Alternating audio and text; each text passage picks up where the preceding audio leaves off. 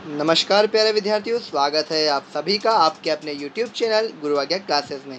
कैसे हैं आप सभी? सभी को राधे राधे। प्यारे विद्यार्थियों, आज हम हिंदी व्याकरण के मॉडल पेपर 21 को हल करने वाले हैं। बिल्कुल हाँ, जो बच्चे BSTC की तैयारी कर रहे हैं उनके लिए तो बहुत ही महत्वपूर्ण क्लास होने वाली है। साथ ही जो CET या अन्य प्रतियोगिता परीक्षाओं की तैयारी कर रहे हैं उनके लिए भी ये जो कक्षा है ये बहुत ही महत्वपूर्ण है, क्योंकि इसमें सभी स्तर के एग्ज़ाम हैं उनसे संबंधित प्रश्नों को क्या किया गया है, समावेश किया गया है।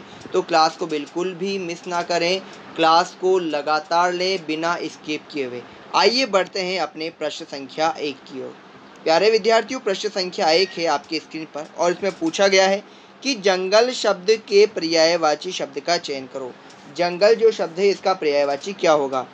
पय होगा, उपवन होगा, पत्थर होगा या कानन होगा? तो देखिए प्यारे विद्यार्थियों, जंगल जो है इसका जो पर्यायवाची वह होता है कानन होता है। क्या होता है प्यारे विद्यार्थियों? कानन होता है। कानन के साथ इसके अन्य पर्यायवाची जो है वह मैं आपको बता देता हूँ।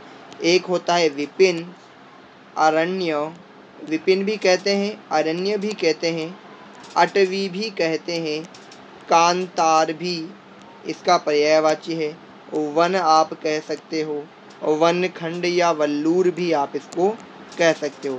तो ये किसके हैं? आपके जंगल के पर्यायवाची है। विकल्प डी जो होगा वह प्रश्न संख्या 1 का आपके सही उत्तर है। बढ़ते हैं प्यारे विद्यार्थियों प्रश्न संख्या 2 की ओर। देखिए प्रश्न संख्या 2 में पूछा गया है कि पुण्य का सही विलोम क्या है? पुण्य शब्द दिया गया है, इसका सही विलोम शब्द क्या होगा? दोष होगा, असंगति होगा, पाप होगा या पीड़ा होगा? तो प्यारे विद्यार्थियों, मैं आपको बता दूं, दोष का जो विलोम होता है वह तो क्या होता है? गुण होता है। असंगति का क्या होता है? संगति होता है। पाप का क्या होता है? पुण्य होता है। तो भाई विकल्प सी जो है यह प्रश्न संख्या आपके 2 का सही उत्तर है। पीड़ा का क्या होगा? आपके आनंद होगा। क्या होगा? पीड़ा का आपके आनंद इसका विलोम शब्द होगा। बढ़ते हैं प्रश्न संख्या 3 की ओर। प्रश्न संख्या 3 देखो प्यारे विद्यार्थियों कि निम्न में से कौन सा द्विगु समास का उदाहरण है? चौराहा है, यथाशक्ति है, दशानन है या माता पिता है? तो द्विगु समास कैसा है प्यारे विद्यार्थियों? संख्यावाची समास है। कैसा है? संख्यावाची समास। तो देखो चौराहा है, यथाशक्ति है, दशानन है और माता पिता है। तो माता पिता में तो आपके कौन सा हो गया? द्वंद्व समास हो गया। दशानन रावण के लिए है, ये बहुव्रीहि हो गया। यथाशक्ति अव्ययी भाव हो गया और चौराहा जो कौन सा हो गया? आपके द्विगु समास हो गया। तो विकल्प ए जो है वह प्रश्न संख्या 3 का आपके बिल्कुल सही उत्तर है मेरे प्यारे विद्यार्थियों। आइए बढ़ते हैं प्रश्न संख्या 4 की ओर। प्रश्न संख्या 4 में पूछा गया है प्यारे विद्यार्थियों, यदि परिश्रम किया होता तो सफलता अवश्य मिलती, वाक्य प्रकार की दृष्टि से उक्त वाक्य है। यानी वाक्य के प्रकार की दृष्टि से यह जो वाक्य है यह कैसा है? कौन सा वाक्य कि यदि परिश्रम किया होता तो सफलता अवश्य मिलती? तो प्यारे विद्यार्थियों देखो, इच्छार्थक है, विधानार्थक है, आज्ञार्थक है या संकेतार्थक है? तो प्यारे विद्यार्थियों इसमें क्या किया गया है? बता दो क्या किया गया है? संकेत किया गया है कि यदि परिश्रम किया होता तो सफलता अवश्य मिलती। संकेत किया है तो विकल्प डी इसका सही उत्तर होता है। अब हम बात करते हैं सबसे पहले कि आपके संकेतार्थक वाक्य क्या होता है, जिसमें शर्त या संकेत व्यक्त करने वाले वाक्य शर्त या संकेत व्यक्त करते हैं। इसमें शर्त क्या रखी थी कि यदि परिश्रम किया होता तो सफलता अवश्य मिलती, शर्त हो गई तो संकेतार्थक है। बात करते हैं आज्ञार्थक की, किसी जिसमें क्या हो? आज्ञा हो, उपदेश हो, क्या हो? आज्ञा हो, उपदेश हो, आदेश हो, है ना। विधानार्थक जहाँ क्रिया किसी कार्य की होनी या किसी तथ्य के सकारात्मक होने का पता चले वह क्या हो जाता है? आपके विधानार्थक वाक्य कहलाता है। और इच्छार्थक वाक्य जिसमें किसी के लिए क्या की गई हो? इच्छा की गई हो, कामना की गई हो, आशीर्वाद दिया गया हो, है ना, वो इच्छार्थक। बढ़ते हैं प्रश्न संख्या 5 की ओर। प्रश्न संख्या 5 देखो प्यारे प्यारे विद्यार्थियों, एक पंथ दो काज मुहावरे का उचित अर्थ क्या होगा? भाई एक पंथ दो काज, ये मुहावरा जो है इसका क्या उत्तर होगा? बताओ भाई। एक साथ दो दो दोष होना होगा, समय पर कार्य करना होगा, एक प्रयत्न से दो काम हो जाना होगा या एक राह पर दो लोगों का साथ होना होगा? तो देखो प्यारे विद्यार्थियों क्या होगा? एक पंथ दो काज, एक ही प्रयत्न से दो काम हो जाना। विकल्प सी जो है वह आपकी क्या है? बिल्कुल सही है। अगर हम बात करें कि एक साथ दो दो दोष होना, तो इसमें कौन सा मुहावरा आएगा? आपको याद हो तो, एक तो करेला ऊपर से नीम चढ़ा, एक तो करेला ऊपर से, या और दूजा नीम चढ़ा। क्या? नीम चढ़ा। तो ये क्या होगा? दो दो दोष एक साथ होना है ना। और यहाँ पर एक पंथ दो काज का क्या हो जाएगा हमारे? एक प्रयत्न से दो काम हो जाना। बढ़ते हैं प्रश्न संख्या 6 की ओर। प्रश्न संख्या 6 में क्या पूछा गया है प्यारे विद्यार्थियों कि अभी उपसर्ग किस अर्थ में प्रयुक्त होता है? भाई अभी उपसर्ग जो है वह किस अर्थ में प्रयोग होता है? अपवाद या विपरीत के लिए, सामने पास या विशेष के लिए, नीचा बुरा या हीन के लिए, या पीछे समान के लिए। तो प्यारे विद्यार्थियों अभी उपसर्ग जो है आपके, अभी उपसर्ग जो है वह किस किस के लिए प्रयोग होता है? एक तो सामने के लिए,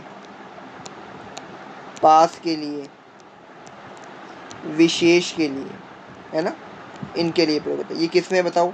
विकल्प बी में है। जैसे कि अभिनव, अभिन्यास, अभिभूत, अभिशाप, अभिसार, अभियान, अभियंता, है ना, ये सब किसके हैं? आपके अभी उपसर्ग के शब्द हैं। तो विकल्प बी जो होगा वह प्रश्न संख्या 6 का सही उत्तर होगा। बढ़ते हैं प्रश्न संख्या 7 की ओर। प्रश्न संख्या 7 में क्या पूछा गया है कि किस विकल्प में एक से अधिक उपसर्गों का प्रयोग किया गया है? भाई किस विकल्प में एक से अधिक क्या है? उपसर्गों का प्रयोग किया गया है? पर्यावरण में किया गया है, अलंकार में किया गया है, तिरोभाव में किया गया है, आविर्भाव में किया गया है। तो देखो बात हम करते हैं आविर्भाव में, तो आवि ही प्लस भाव से बना है भाई, ये आवि ही प्लस भाव से बना है, विसर्ग संधि है, इसमें तो एक से अधिक उपसर्ग नहीं है। बात करते हैं तिरोभाव का, तो ये भी विसर्ग संधि का उदाहरण है, तिरह प्लस भाव से मिलकर के ये बना है। अलंकार की बात करें तो अलम प्लस कार से व्यंजन संधि का है ये उदाहरण। क्या है? अलम प्लस कार से मिलकर के ये बना है। बात करते हैं पर्यावरण की, तो देखो पर्यावरण जो है, पर्यावरण को आप देखोगे तो दो उपसर्ग लगे हुए हैं। एक तो कौन सा है? परि। एक क्या है आपके? आ। कौन कितने उपसर्ग हो गए? परि और आ, दो उपसर्ग हो गए, और वर्ण में ये सब जुड़े हुए हैं, है ना। तो वर्ण में आ जुड़ा तो आवरण बन गया, फिर आवरण में परि जुड़ा तो पर्यावरण बन गया। यहाँ पर ई का ये हो जाता है, यण संधि का नियम है। तो विकल्प ए जो है वह प्रश्न संख्या 7 का सही उत्तर है, क्योंकि इसमें क्या है? एक से अधिक उपसर्ग, दो उपसर्ग, एक तो परि उपसर्ग और एक आ उपसर्ग आपके दिया गया है। बढ़ते हैं प्रश्न संख्या 8 की ओर। प्रश्न संख्या 8 में देखो भाई, निश्चल का सही संधि विच्छेद क्या होगा? भाई निश्चल का सही संधि विच्छेद क्या होगा, ये पूछा गया है। निश्चल शब्द का सही संधि विच्छेद क्या होगा? तो देखो प्यारे विद्यार्थियों, निह प्लस चल होगा, निश प्लस चल होगा, निस प्लस चल होगा, निस प्लस चल होगा। तो जो निश्चल है वह विसर्ग संधि का उदाहरण है, और विसर्ग संधि का एक ही यहाँ पर ऑप्शन दिया गया है। तो विकल्प ए जो इसका सही उत्तर है। अब इसका नियम सुन लो, जब विसर्ग से पहले कोई स्वर हो, अब यहाँ पे देखो नी है, अब ये विसर्ग है, इस विसर्ग से पहले न में ई की मात्रा यानी स्वर हो, और बाद में च वर्ग के वर्ण कौन कौन से? च, छ या श आए, तो जो विसर्ग है वह किस में परिवर्तित हो जाता है? आपके श में परिवर्तित हो जाता है। तो देखो भाई, न के बाद न में ई जुड़ा, विसर्ग के बाद च आ गया, तो विसर्ग किस में बदल गया? श में बदल गया, और श में बदलने से क्या बन गया? ये आपके निश्चल बन गया। क्या बन गया? विसर्ग क्या हो गया? बन गया। तो विकल्प 8, प्रश्न 8 का विकल्प ए जो है वह बिल्कुल सही उत्तर है। बढ़ते हैं प्रश्न संख्या 9 की ओर। प्रश्न संख्या 9 में देखो, उस विकल्प का चयन करें, उस विकल्प का चयन करें जो नीचे दिए गए मुहावरे का सही अर्थ है। माथे पर बल पड़ना। भाई माथे पर बल पड़ना, इस मुहावरे का सही अर्थ क्या है? बता दो भाई, क्या होगा? सिर दर्द होना होगा, पसंद करना होगा, गुस्सा करना होगा, असंतोष प्रकट करना। तो माथे पर बल पड़ना का मतलब क्या होगा? असंतोष प्रकट करना। मुझे देखते ही उसके माथे पर बल पड़ने शुरू हो गए, या उसे देखते ही उस किसी विशेष व्यक्ति के सिर पर, माथे पर बल पड़ना शुरू हो गया। तो असंतोष प्रकट करना देखते ही, है ना। तो विकल्प डी जो है प्रश्न संख्या 9 का सही उत्तर है। बढ़ते हैं प्रश्न संख्या 10 की ओर। प्रश्न संख्या 10 देखो भाई, इनमें संयुक्त वाक्य कौन सा है? प्रश्न संख्या 10, इनमें संयुक्त वाक्य कौन सा है? वह आगे बढ़ गया लेकिन परिवार पीछे रह गया। जब बरसात थमी तब हम लोग बांटे, जब तब आ गया मिश्र वाक्य। मैंने सुना है कि आप अच्छे कवि, की आ गया संज्ञा संबंधी मिश्र वाक्य। लाखों लोग कोरोना से कलवित हो गए, लाखों लोग कोरोना से कलवित हो गए, ये कौन सा संयुक्त वाक्य है? संयुक्त नहीं है, सरल वाक्य। तो संयुक्त वाक्य है, वह आगे बढ़ गया लेकिन परिवार पीछे रह गया। ये कौन सा? विकल्प ए जो है आपकी किसका हो जाएगा? ये है क्या हो जाएगा? संयुक्त वाक्य का उदाहरण हो जाएगा। बढ़ते हैं प्रश्न संख्या 11 की ओर। 11वें प्रश्न में पूछा कि उत्तम शब्द का विलोम क्या होगा? भाई बढ़िया होगा, अधम होगा, अधर होगा या अति होगा। तो देखो अति का अर्थ क्या होता है, अति का विलोम क्या होता है, ज़्यादा या बढ़िया होता है, अधिक होता है। उत्तम का अर्थ क्या होता है आपके यहाँ पर, सबसे अच्छा। तो उत्तम का जो सबसे अच्छा है तो अधम सबसे घटिया या नीचे। तो विकल्प बी जो होगा वह सही उत्तर होगा आपके। क्या होगा, सही उत्तर होगा, क्या होगा, उत्तम का विलोम शब्द होगा, शुद्ध विलोम शब्द होगा। बढ़ते हैं प्रश्न संख्या 12 की ओर। 12वें प्रश्न में क्या पूछा गया है विद्यार्थियों कि निम्नलिखित शब्दों में से कौन सा शब्द सूर्य का पर्यायवाची नहीं है। निम्नलिखित शब्दों में से कौन सा शब्द सूर्य का पर्यायवाची नहीं है। भाई दिवाकर, प्रभाकर, सुधाकर या भास्कर। दिवाकर सूर्य का पर्यायवाची है, प्रभाकर भी सूर्य का पर्यायवाची है, सुधाकर भाई चंद्रमा का पर्यायवाची है। किसका है, चंद्रमा का पर्यायवाची है ना, और भास्कर सूर्य का पर्यायवाची है। तो विकल्प सी जो है यह आपके प्रश्न संख्या 12 का सही उत्तर है। बढ़ते हैं प्रश्न संख्या 13 की ओर। 13वें प्रश्न में क्या पूछा है कि उपल, उत्पल, उर अरु शब्दों के उचित शब्द युग्म बताओ भाई। उपल, उत्पल, तो देखो उपल तो कहते हैं प्यारे विद्यार्थियों पत्थर को। अब यहाँ पर सबसे पहले उपल दिया तो विकल्प में देख लो, उपल का अर्थ आपको पता है पत्थर केवल एक में ही दिया गया है, केवल इसमें दिया गया है। उत्पल कहते हैं कमल को, बिल्कुल सही। उर कहते हैं हृदय को और उरु कहते हैं जांग को। तो विकल्प ए जो है यह आपके प्रश्न संख्या 13 का बिल्कुल सही उत्तर है। ये एक तरीका होता है प्रश्नों को समझने का, प्रश्न के उत्तर को जल्दी से हल करने का। बढ़ते हैं प्रश्न संख्या 14 की ओर। और प्रश्न संख्या 14 में क्या पूछा है, किस विकल्प में सभी शुद्ध शब्द हैं भाई। किस विकल्प में सभी शुद्ध शब्द हैं। माधुर्य, नीरस, माधुर्यता, साम्यता, ज्ञान, विज्ञान, कृतज्ञ, सनहार। तो देखो प्यारे विद्यार्थियों यहाँ पर माधुर्य और नीरस जो है यह बिल्कुल शुद्ध शब्द है। अब हम बात करते हैं तो माधुर्यता नहीं होता, माधुर्य होता है ना, ठीक है। तो यहाँ यह गलत हो गया। ज्ञान इस प्रकार होता है और विज्ञान इस प्रकार होता है, तो यहाँ यह गलत हो गया। कृतज्ञ जो है इस प्रकार लिखते हैं, कृतज्ञ, और संहार जो है इस प्रकार लिखा जाता है, संहार, ठीक है। तो ये भी गलत, ये भी गलत। विकल्प ए जो है वह आपके प्रश्न संख्या 14 का बिल्कुल सही उत्तर है। बढ़ते हैं प्रश्न संख्या 15 की ओर। 15वां प्रश्न देखो भाई प्यारे प्यारे विद्यार्थियों। नानी कुंवारी मर गई, नवासे के नौनो ब्याह लोकोक्ति का अर्थ क्या है भाई। नानी कुंवारी मर गई और नवासे के नौनो ब्याह लोकोक्ति का क्या अर्थ है। तो बताओ क्या होगा। व्यर्थ की शेखी बखारने वाला होगा, एक आदमी अपराध करे दूसरा दंड भुगते होगा, अधिक जानने वाले को उपदेश देने वाला होगा, या दूसरों की संपत्ति से लाभ उठाने वाला होगा। तो नानी कुंवारी मर गई, नवासे के नौनो ब्याह क्या होगा, इसका अर्थ व्यर्थ की शेखी बखारने वाला होगा। क्या होगा, विकल्प ए जो है वह आपके प्रश्न संख्या 15 का सही उत्तर होगा। बढ़ते हैं प्रश्न संख्या 16 की ओर। प्रश्न संख्या 16 में क्या पूछा गया है पहले विद्यार्थियों कि यथाशक्ति शब्द का समास विग्रह होगा। पहले तो बताइए यथाशक्ति कौन से समास का उदाहरण है आपके, अव्ययी भाव समास का उदाहरण है। किसका है, अव्ययी भाव समास का उदाहरण है। और इसका जो समास विग्रह होता है वह क्या होगा, शक्ति के अनुसार होता है। विकल्प ए जो है दिया गया है वह बिल्कुल सही है, क्या होता है आपके, शक्ति के अनुसार होता है। बढ़ते हैं प्रश्न संख्या 17 की ओर। 17वें प्रश्न में पूछा गया है विद्यार्थियों कि दुर उपसर्ग से बना शब्द जिसका अर्थ कठिन हो वह कौन सा है भाई। इनमें से कौन सा होगा, दुर्गति होगा, दुर्गम होगा, दुरावस्था होगा, दुर्जन होगा। तो भाई दुर्जन का अर्थ होता है बुरा व्यक्ति, यहाँ पूछा गया है आपको कठिन।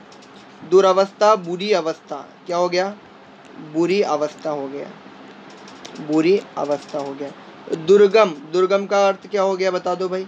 दुर्गम का अर्थ क्या हो गया, कठिन, जहाँ पहुँचना क्या हो, कठिन हो। और दुर्गति क्या हो गई, बुरी गति। तो भाई कठिन किस में आ गया, आपके विकल्प बी में आ गया। तो विकल्प बी जो है वह प्रश्न संख्या 17 का बिल्कुल सही उत्तर है। बढ़ते हैं प्रश्न संख्या 18 की ओर प्यारे विद्यार्थियों। 18वें प्रश्न में पूछा गया कि रातों रात का समास शब्द का सही समास विग्रह क्या होगा भाई। क्या होगा, रात और रात होगा नहीं, रात में रात होगा नहीं, रात ही रात में, बिल्कुल सही है भाई। विकल्प सी जो है यह बिल्कुल सही है, क्या होगा, रात ही रात में। क्या होगा, रात ही रात में होगा। किसका उदाहरण है ये बता दो मुझे। अव्ययी भाव समास का उदाहरण है। इसके और भी उदाहरण जैसे हाथों हाथ हो गया, हाथों हाथ हो गया, दिन दिन हो गया, ये सब अव्ययी भाव समास के ही उदाहरण हैं। बढ़ते हैं प्रश्न संख्या 19 की ओर। 19वें प्रश्न में पूछा गया है प्यारे विद्यार्थियों, नानी के आगे ननिहाल का बखान का अर्थ इनमें से कौन सा है। 4 विकल्प है, 4 विकल्प में से कौन सा बता रहा है कि नानी के आगे ननिहाल का बखान। ज्ञानी के सामने ज्ञान का प्रदर्शन, बढ़ा चढ़ाकर कहना, अनजान को ज्ञान देना या रहस्य का उद्घाटन करना। भाई नानी के आगे ननिहाल का बखान करोगे, नानी को ननिहाल के बारे में बताओगे तो ये तो वैसा होगा ना कि ज्ञानी के सामने ज्ञान का प्रदर्शन करोगे। तो विकल्प ए जो है वह आपके प्रश्न संख्या 19 का सही उत्तर है। बढ़ते हैं 20वें प्रश्न की ओर। प्रश्न संख्या 20 देखो प्यारे विद्यार्थी क्या पूछा गया है इसमें। निम्न में से शुद्ध शब्द है। भाई क्या पूछा गया है, निम्न में से शुद्ध शब्द है। कौन सा शब्द शुद्ध है। अवमर्श शुद्ध है, अर्थात शुद्ध है, अजस्त्र शुद्ध है, अर्गला शुद्ध है। बताओ भाई कौन सा शब्द इनमें से शुद्ध है। प्रश्न संख्या 20 में बताओ भाई। तो देखो प्यारे विद्यार्थियों, यहाँ पर जो अवमर्श शब्द है वह बिल्कुल शुद्ध है। अर्थात में तय के नीचे हलंत आएगा। अजस्त्र में, अजस्त्र इस तरह नहीं लिखते, अजस्त्र है ना, तो अज ये तरह करके ये यूं आता है ना, ये सही इसमें आता है, ये अलग अलग नहीं आता। अर्गला में इस प्रकार अर्गला को लिखा जाता है, आधा रह आता है। क्या आता है, आधा रह आता है अर्गला। तो जो शुद्ध है वह क्या है, आपके अवमर्श है, विकल्प ए। बढ़ते हैं प्रश्न संख्या 21 की ओर। 21वां प्रश्न देखो प्यारे विद्यार्थियों, कि शब्द युग्म अम्बुज और अम्बधि में अम्बुज का अर्थ है कमल, तो अम्बुदी का अर्थ क्या होगा। भाई ए का दे दिया अम्बुज का, तो अम्बुदी का अर्थ क्या होगा। प्रश्न संख्या 21 देखो भाई, गुलाल होगा, नदी होगा, सागर होगा या तालाब होगा। बताओ भाई क्या होगा, बता दो फटाफट से, बहुत ही आसान से। क्या होगा, विकल्प सी होगा। क्या होगा, सागर होगा। अम्बुदी जो है किसको कहा जाता है, सागर का ही क्या है प्यारे विद्यार्थियों, पर्यायवाची है। और अम्बुज किसका है, आपके कमल का पर्यायवाची है। बढ़ते हैं प्रश्न संख्या 22 की ओर। 22वें प्रश्न में देखो प्यारे विद्यार्थियों, और अगर राधे राधे नहीं किया है तो राधे राधे जरूर कर लीजिए। निम्नलिखित में से कौन सा संधि शब्द सही है। भाई कौन सा संधि शब्द सही है, तो बताओ भाई। गुरुपदेश सही है क्या, बताओ बताओ। षडमूर्ति सही है क्या, उच्छृंखल सही है क्या, या मिष्टान सही है क्या। तो देखो प्यारे विद्यार्थियों, हम बात करते हैं सबसे पहले गुरुपदेश की। तो गुरु प्लस उपदेश गुरुपदेश होता है। क्या होता है, गुरुपदेश होता है, गुरुपदेश है ना। तो यहाँ पर मात्रा वगैरह में जो है बड़े की आएगी। बात करते हैं हम षडमूर्ति का, तो षडमूर्ति का क्या बनता है, व्यंजन संधि बनती है। क्या बनती है, व्यंजन संधि बनती है। बात करते हैं हम फिर अगला उच्छृंखल। उच्छृंखल का क्या होता है बताओ, उत प्लस श्रृंखल होता है। क्या होता है, उच्छृंखल होता है ना। और फिर बात करते हैं मिष्टान की, तो मिष्ट प्लस आ प्लस अन्न से यह बनता है। क्या बनता है, मिष्ट प्लस आन से यह बनता है। क्या करता है, यह बनता है। तो प्रश्न संख्या 22 को बड़े ध्यान से देखिए, इसमें कहीं ना कहीं कोई ना कोई गलती तो नहीं है कहीं प्रश्न के अंदर। जरा ध्यान से देखो मेरे प्यारे विद्यार्थियों, प्रश्न संख्या 22 को बड़े ध्यान से देखो, क्या कोई गलती है क्या, कि कौन सा संधि शब्द सही है। बताओ भाई कौन सा संधि शब्द सही है, पूछा गया है। अब इसमें शायद मुझे जहाँ लगता है थोड़ी सी गलती ये हुई है इस प्रश्न के अंतर्गत, कि इसमें साथ में ये नहीं दिया, संधि विच्छेद नहीं दिया है ना, संधि विच्छेद नहीं दिया। ये मैं लिख देता हूँ,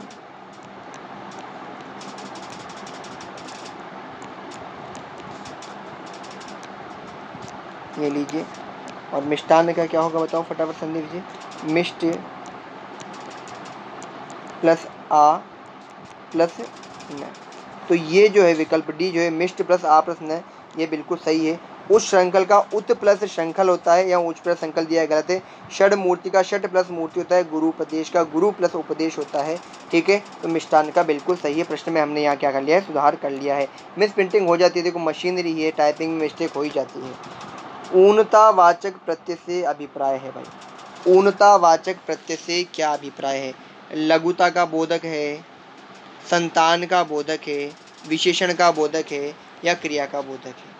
तो बताओ क्या होता है, लघुता का बोधक होता है। ऊनता जो है क्या है, ऊनतावाचक है ना। ये क्या होता है, किसी की न्यूनता या कमी को बताता है। क्या है, किसी की न्यूनता या कमी को बताता है, तो लघुता बोधक आता है। बढ़ते हैं प्रश्न संख्या 24 की ओर। प्रश्न संख्या 24 में पूछा गया है प्यारे प्यारे विद्यार्थियों, क्या पूछा गया है, कि तद्धित प्रत्यय कितने प्रकार के होते हैं।